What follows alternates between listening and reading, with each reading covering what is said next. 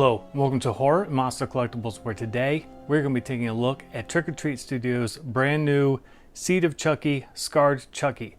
This is a life-size replica and it's made from the screen-used master molds from Tony Gardner. I'm super excited about this. This is the Kickstarter version, so it has the extra Kickstarter stuff. It's actually one of the 50 signed copies that we were supposed to get Brad's signature, but unfortunately that somehow fell through. But Tots did issue a refund for that, which I haven't received yet, but they are going to refund us our money on that, which is very nice of them. So let's go ahead and spin this around and take a closer look.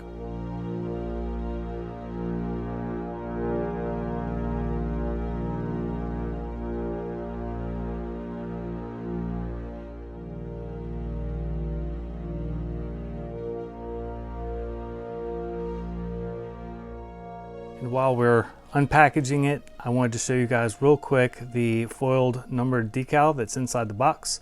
This is 34 of 950 for the Kickstarter edition. And here is Chucky out of the box. Now, he doesn't want to stand on his own too well. I find that his ankles seem to be a little bit on the weak side. So once I start messing with them and taking a closer look for you guys, I will sit them down, because I only have one hand free because I'm holding the camera with the other one. But again, this is the one of 50. This is the Chucky's Load Kickstarter. And it had all of the stretch goals for him, but it also included signatures from Tony Gardner, who did the work on the movie and provided the paint master to Trick or Treat Studios. And then it has Justin's and Chris's from Trick or Treat Studios signatures. Those two I don't really care about. The thing it was supposed to have was Brad's, and that fell through, like I said earlier, and I'm kind of disappointed that that happened. Although they were pretty cool in giving refunds to the 50 of us that bought the Chucky's Load with the signatures. But I really wanted Brad's signature, and that was kind of disappointing. I think overall I'm pretty impressed by him. Now, he has the a wireframe, which they say it's an industrial wireframe instead of the POM connectors that were on the first Chucky, which I have as well. And they say that the wireframe costs more money, but I'm not too sure of that, because when they're doing the POM connectors, they were saying that that was like a huge upgrade over a wire body, if I remember correctly. But this has the wireframe and not the POM connectors. So let's take a look at him more closely. All right, so sitting him down should be a little bit easier for me. I don't have to worry about him tipping over so much when I'm pulling on them with one hand. Now, the stretch goals that were unlocked were the decal, the pin, and the scare freshener, and then the foil number decal inside the box. We will take a look at those after we go through Chucky. Let's take a look at his hair here. Now, in the movie, his hair is pretty messed up. This could actually use some styling on it to kind of get it movie accurate, because it kind of just falls into place. But that wouldn't take too much. I do feel like, we're just going to move them around, that they actually did a pretty good job here. Now, we're not going to critique the sculpt because it is from the screen used molds, so that is accurate, but we can critique the paint apps, which I feel are a little bit off. They're not bad, but the wounds look a little bit too much on the clean side. There should be a little bit more like reddish, like a pinkish red shading around on the outside of the scars.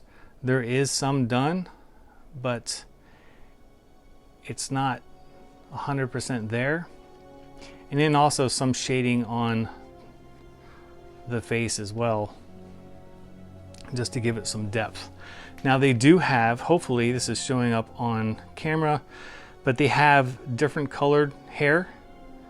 There is a lighter orange up front, and then underneath is a darker shade.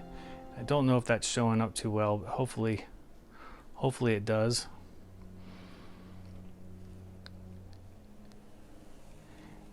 And overall, I feel like it's pretty good. I am curious to see how NECA's compares. I have NECA's on order, and once that ships, we will do a side-by-side comparison. I'm kind of curious to see how they will compare to each other. And I know that they are from two different movies, that NECA's is from Bride, but Chucky is basically the same Chucky in Bride and Seed.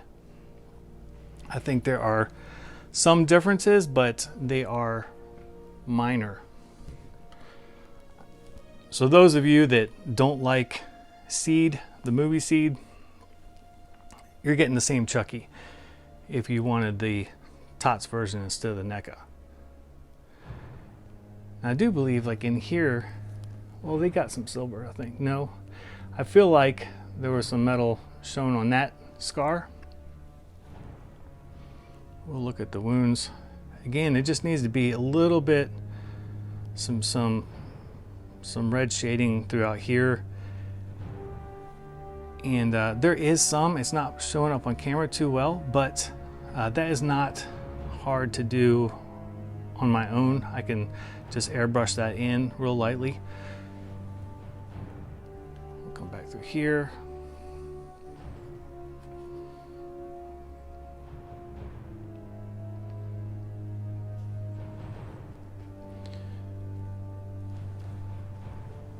We'll come back through the eyes. I know this isn't, I feel like this review is kind of rambling on, but I'm trying to get everything for you guys. The eyes are done really well. I will say that. They have some good vein work going on in there. If I can get it in focus for you.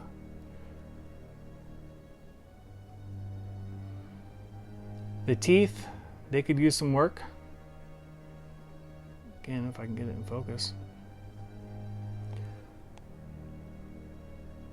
But that's not a big deal to touch up. Really, I feel like the mouth area in general could use a little bit of touching up. But, I mean, no collectible is perfect, and I could pick apart every collectible that I have.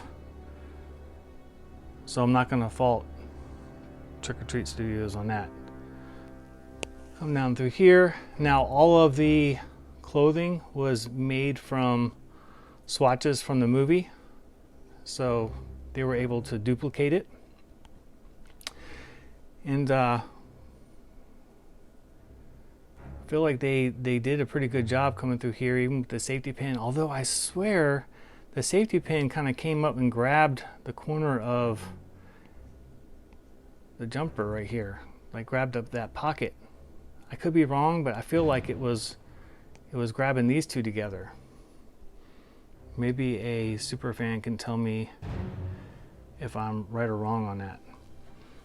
Now, again, you can move the body however you want, but the hands and the feet are not posable, so he can't grasp anything. But everything, again, because it's from Screen Used Molds, everything is duplicated. We have our Made in Japan stamp on here from the good guy. And we'll go ahead and turn them over here and look at the other hand.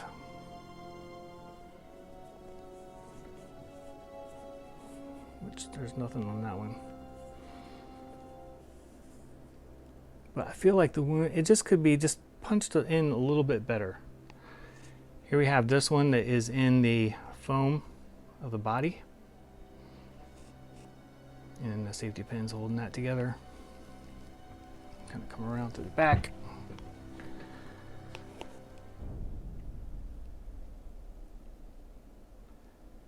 Now what I wish that Trick or Treat Studios would do, and maybe they do, I don't think they do though, but is have like a sound module for these guys.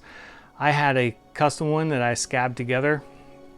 I think I got the sound module from Amazon, and then I found some Chucky files.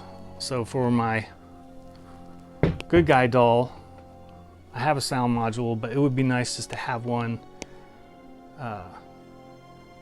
in Chucky from the factory, or some kind of option to be able to go and do that. Look at the shoes. Again, this is basically the same flare as their good guy doll.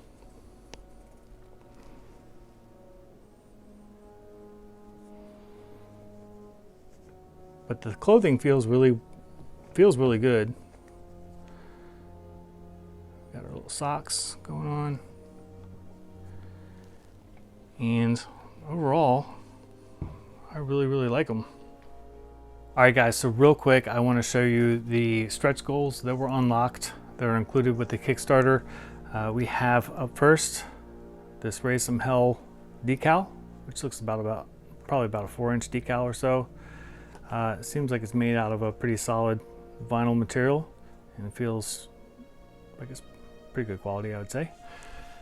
Then we have the enamel pin, which is the same design, obviously, as the decal. And then finally, we have the scare freshener, which has a cinnamon scent to it, but it doesn't smell too good in my opinion. But I'll probably just leave this in the packaging. All right guys, so I spent some time trying to get him situated where he would stand up on his own so I could give you a 360 view on the turntable. I really wanted to get you guys like that full look of the entire Chucky all the way around. I can't do that because my Chucky won't stand up on his own. After a minute or two, he either falls forward or he falls back. I haven't found the point of balance on him where he stands up on his own. Now, I don't remember the good guy doll having that problem, so I don't know if it's because this guy has a wired frame or what it is. Maybe it's just my Chucky. Maybe these won't have that problem if you buy one. But all I can tell you guys is what I'm encountering, and that is that he won't stand up on his own. He has to lean against something. So I'm going to deduct points there, obviously, because ideally you want him to stand up in your display. I have places in my room where I can kind of lean them up against the wall and it'll kind of look natural, but ideally that's not what we would have to do. So major points deducted for that. Otherwise, I really like it. I think that they did a very good job on it. The material feels good. It feels better than the good guy doll, but it's in a cabinet and haven't taken them out yet for a direct comparison. But it feels like it's well done. I'm not sure if everything is 100% as far as cuts and tears and safety pins, because again, I feel like that safety pin grabbed that corner pocket. Maybe I'm wrong on that. I need to go back and look at footage. And then as far as the scarring and stuff like that, the paint apps are pretty good, but they need a little bit more detailing on there, which isn't a terrible hassle to have to do. But it would be nice if we just got something that just looked excellent out of the package.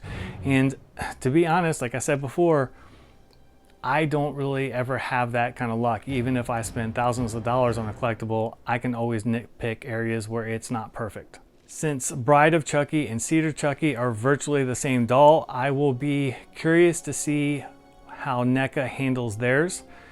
I will be getting that doll. It's on order, so whenever that comes in, I will do a side-to-side comparison between the two.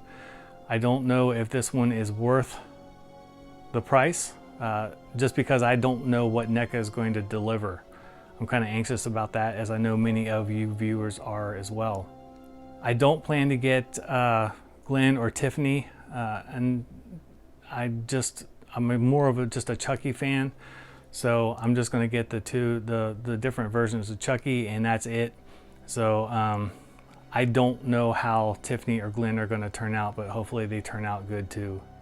Trick or Treat Studios said that they are going to send the signature cards in the mail shortly. It would have been nice to get that with Chucky. I feel ideally that would have happened. I assume that there was a hang up in getting Tony Gardner's signatures, and that's just an assumption on my part. But anyway, ideally it would have come with everything that I purchased in the Kickstarter.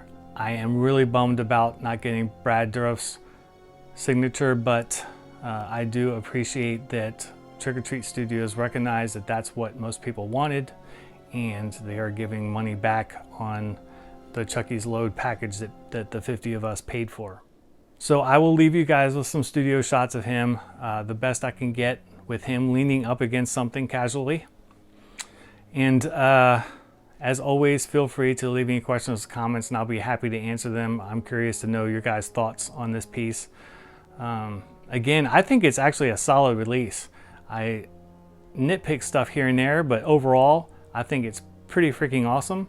And they delivered on what they said that they were going to deliver on. I know people nitpick the mouth and things like that, but that's what they showed you when they started the Kickstarter version. So that's what you get. So I feel like they delivered on what they said that you were going to get. It could have been done a little bit better, but that's kind of nitpicking. Again, the biggest thing here, and I'm rambling on, I know, but the fact that it doesn't stand up on its own is crazy to me and pretty disappointing. But the doll itself looks pretty awesome. So again, I'd love to hear your thoughts on all this. And as always, feel free to like and subscribe and click the bell for notifications for new videos. Until next time, I'll see you guys later.